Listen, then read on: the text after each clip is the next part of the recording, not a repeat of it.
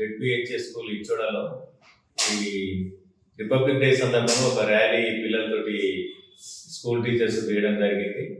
అయితే అందులో ఎలాంటి సంఘటనలు జరగలేదు. కొద్దిమంది వ్యక్తులు దాని మీద లేనిపోని వాయిస్ మెసేజ్లు కానీ వీడియో క్లిప్పింగ్స్ కానీ సోషల్ మీడియాలో షేర్ చేయడం జరుగుతుంది. అవన్నీ అవాస్తవాలు.